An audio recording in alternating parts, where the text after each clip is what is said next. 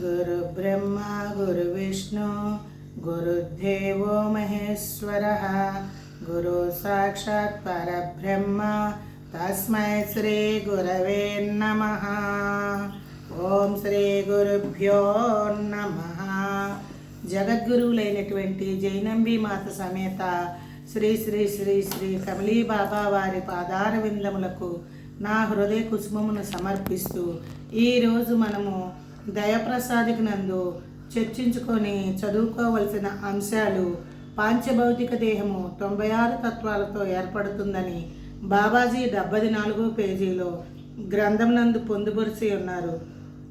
గడిచిన దినమనలో మనం అందరము 5 జ్ఞానేంద్రియములు, 5 కర్మేంద్రియములు, 5 విషయేంద్రియములు, 5 కోశములు, 4 అంతఃకరణలు, 8 రాగాదులు, 10 నాడులు, 14 వాయువులు, 7 ధాతువులు, 5 భూతముల వరకు మనము నేర్చుకొని తెలుసుకొని ఉన్నాము। 10 నాడులలో బాబాజీ హంసచక్రము చొప్పున వివరించి ఉన్నారు। అది 82వ పేజీలో దయప్రసాదిక నందు పొందుపరిచి ఉన్నారు। ఆ నాడులు ఏవనగా సూర్యనాడి, చంద్రనాడి, అగ్నినాడి మండలములుగా 3 హంసచక్రముగా చెప్పి ఉన్నారు। ఆ నాడుల పేరు ఈడ, పింగ్ళ, సుషుమ్న। ఎడమ ముక్కు రంధ్రమును ఏడానాడి అని, కుడి ముక్కు రంధ్రము నుండి పింగ్ళానాడి అని, పింగ్ళానాడి ప్రయాణం చేయనని, సుషుమ్న నాడి ఈ నాడుల మధ్య అగ్నితత్వంతో ఉంటుందని, ఏడానాడి చంద్రుని యొక్క గుణమును కలిగి ఉంటుందని, పింగ్ళానాడి సూర్యుని యొక్క తత్వాన్ని కలిగి ఉంటుందని బాబాజీ ఈ విధముగా హంసచక్రమునందు 82వ పేజీలో పొందుపరిచి ఉన్నారు।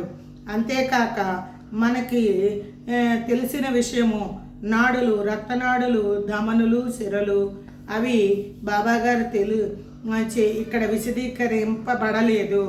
అంతేకాక బుద్ధికి చోలకనాడులని, శోధకనాడులని, చాలకనాడులని వార్తలను చేరవేయుచున్నవి। ఉదాహరణకు అక్కడెక్కడో ఏదో జరుగుతుంది అని తెలియబరిసే నాడులు ఉన్నాయి। ఇంతేకాక షట్చక్రముల యందు నాడుల యొక్క కూడలనే చక్రములుగా కూడా చెప్పి ఉన్నారు। ఈ విధముగా నాడుల వివరణ మనకి అర్థం చేసుకోవలసి ఉన్నది। సప్తధాతువుల కింద గడిచిన దినమునందు రసము, రుధిరము, మాంసము 78వ పేజీలో సప్తధాతువుల స్వభావాన్ని బాబాగారు రసము, రుధిరము, మాంసము, మేధస్సు, మజ్జి, అస్థి, రేతస్సు అని సప్తధాతువులతో ఈ శరీరము ఏర్పడిందని బాబాగారు వివరించి ఉన్నారు। ఇవి ఒకదానికొకటి పోలిక లేకోకుండా వేరువేరుగా, పొడవుగా, స్థూలముగా, పొట్టిగా, సూక్ష్మముగా నానా రూపములు ధరించి నానా చోట్ల నానా కర్మలను అంటే వివిధ రకమైన కర్మలను ఆచరిస్తున్నాయి అని దయప్రసాదిక నందు బాబాజీ తెలియజేసినారు। మజ్జి అంటే ఎముక మధ్యలో ఉన్నటువంటి మెత్తటి దాన్నే మనం వాడుక భాషలో మూలుగు అని అంటాము। మేధస్సు అంటే శిరస్సు నందున్న మేధస్సు, అదే మెదడు కింద చెప్పబడుతుంది। మాంసము అంటే కండలు, రుధిరము అంటే రక్తము, రసము అంటే జలతత్వం కలిగినటువంటివి, రేతస్సు అంటే వెంట్రుకలు। ఈ విధంగా సప్తధాతువుల స్వభావాన్ని మనం అర్థం చేసుకోగలుగుతాము। దేహమునందు అభిమానం విడిచి మోక్షము విడిస్తేనే మోక్షము కలదని ఆ వాక్యం చదువుతున్నాను చూడండి। నానావిధ రూపములు ధరించినవి నానా కర్మలు పుట్టి నశించడి ఈ దేహమునందు అభిమానము వదిలిన వారికి మోక్షము కలదని నిశ్చయించితే ఇందుట ముఖ్య ఫలము అని బాబాజీ చెప్పారు। దేహ అభిమానాన్ని విడిచిపెట్టమని బాబాజీ మనకి చెప్పి ఉన్నారు। ఇప్పటి వరకు గడిచిన మొత్తము జ్ఞానేంద్రియములు, కర్మేంద్రియములు, విషయేంద్రియములు, కోశములు, అంతఃకరణలు, రాగాదులు, నాడులు, వాయువులు, ధాతువులు, పంచభూతములు, వీటన్నిటి గురించి మనకి అర్థమైందని నేను భావించుకొనుచున్నాను. ఇప్పుడు మనం చెప్పుకోబోయే 3 అంశములు షట్ చక్రములు, 3 మలములు, 4 అవస్థలు. వీటి గురించి ముచ్చటించే ముందు మనం తెలుసుకోవలసిన విషయాలను మనోవాక్కాయ కర్మల వలనే ఎక్కువ కర్మ మనకి అంటుకుంటుందని భావన పెద్దలు తెలియజేశారు. మనోవాక్కాయ కర్మలు అనగా మనస్సు నుండి మనస్సు ఆలోచన, సంకల్ప వికల్పాలు మనసు చేస్తుందని, అదే ఆలోచనలని, అట్టి ఆలోచనల నుంచే కర్మలు చేస్తామని. మనో అంటే మనస్సు, వాక్కు అంటే వాక్కు మాటల ద్వారా ఇతరులను దూషించటం కానీ, మానసికంగా కష్టపెట్టడం కానీ, ఇలాంటి వాటి వల్ల కర్మేంద్రియాల నుంచి వచ్చే ప్రతిఫలం కన్నా, చేసే వాటి ఫలితము కన్నా మనోవాక్కాయాల నుండి చేసే ఫలితమే ఎక్కువ వస్తుంది. అది మంచవని చెడవని అని మన పూర్వీకులు పెద్దలు వివరించి ఉన్నారు. అట్లాగే నాకు తెలిసినటువంటిది నా విషయాన్ని మరొకటి మీ ముందు విన్నవించుకొనుచున్నాను. భ అంటే భవరోగములు, జ అంటే జనన మరణములు, నా అంటే నాశరహితుడైనటువంటి ఆ పరమాత్మ, పుట్టుగిట్టుట లేని స్థితి లేనటువంటి ఆ పరమాత్మని భజన సంకీర్తన ద్వారా చేరగలుగుతామని మన పూర్వీకులు భజన అనే కార్యక్రమాన్ని ప్రవేశపెట్టినారు. భవరోగములు అనగా ఆలోచనల నుండి వచ్చేటటువంటి భవరోగములు, భావము నుండి పుట్టేటటువంటి రోగములు. భావము అనగా ఆలోచనలే. అట్టి భవరోగముల నుండి తప్పించినదే భజన. జన్మ నుండి తప్పించినదే, జనన మరణ చక్రము నుండి ఇరుక్కొనక తప్పించినదే భజన. ఈ విధంగా భజన నామ సంకీర్తన వలన కూడా మనము ముక్తిని పొందగలుగుతాము. ఇప్పుడు మనం చర్చించుకునే అంశము ధాతువులు, 3 మలములు, 4 అవస్థలు, 6 చక్రములు. 6 చక్రముల వివరణ పేజీ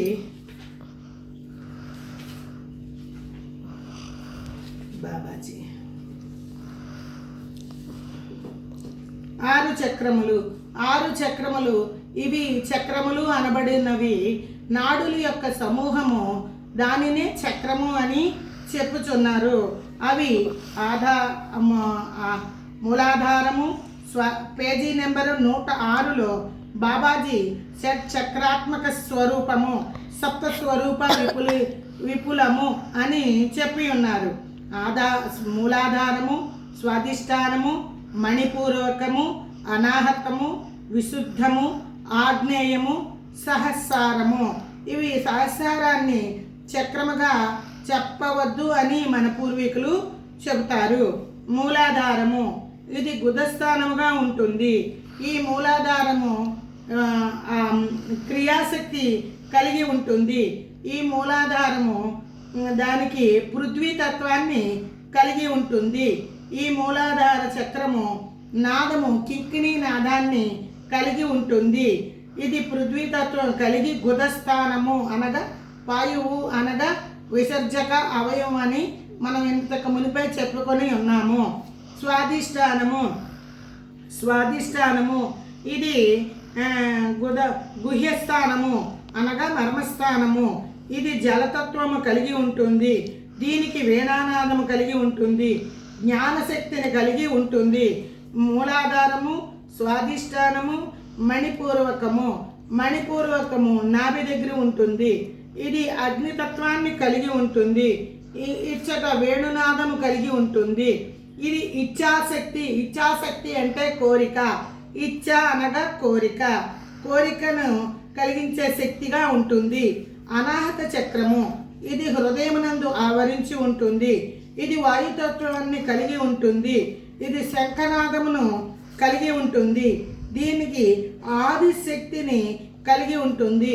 విశుద్ధ చక్రము విశుద్ధి ఆకాశ తత్వాన్ని కలిగి ఉంటుంది. మేఘనాదము కలిగి ఉంటుంది. ఇక్కడ విశుద్ధి చక్రము కంఠము దగ్గర స్థానముగా ఉంటుంది. ఆగ్నేయ చక్రము బుకుటి యందు అనగా మన రెండు నొసల మధ్య ఉన్న భాగాన్ని ఆగ్నేయ చక్రముగా పిలువబడుతుంది. దాన్నే భృకుటి అని కూడా పిలుస్తారు. ఈ ఆగ్నేయ చక్రము అబ్ధినాదాన్ని కలిగి ఉంటుంది. ఇక్కడ చిచ్చక్తి అనే శక్తి ఉంటుంది. సహస్రారము నందు మూర్ధని రంధ్రము ఉండి అదే బ్రహ్మరంధ్రము. సూర్యప్రకాశము కలిగి ఝుంకానాదము కలిగి ఉంటుంది. సహజమైన శక్తిని కలిగి ఉంటుంది.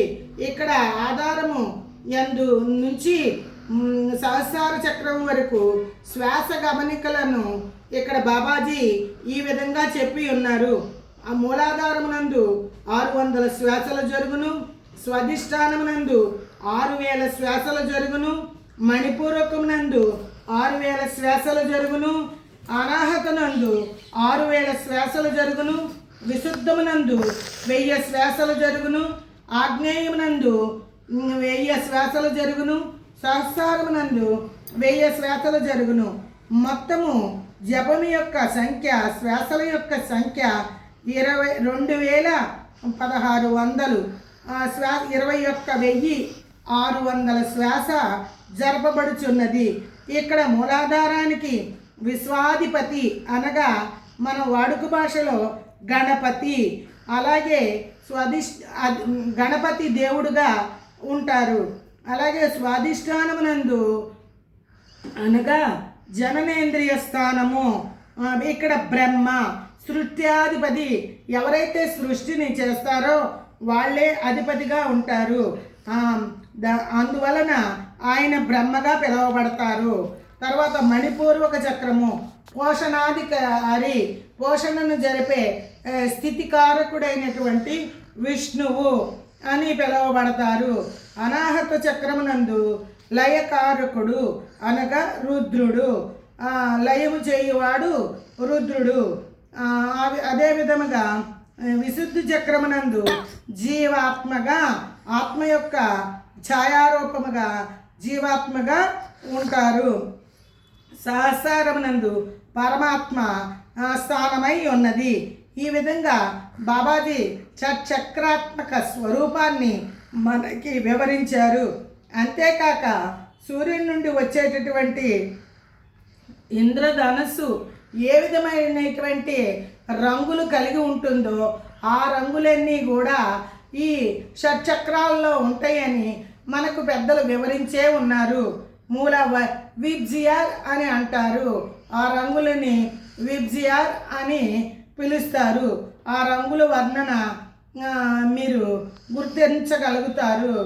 ఇంద్రధనుసును ఒక్కసారి చూసినట్లయితే ఏ రంగులైతే 7 రంగుల ఇంద్రధనుసు ఏ విధంగా ఉంటుందో అదే మాదిరిగా ఆ రంగులు మీకు ఇక్కడ షట్చక్రాల్లో దర్శించగలుగుతారు. మూలాధారము ఎరుపుగాను, స్వాధిష్టానము పసుపుగాను, మణిపూరకము విబ్జిఆర్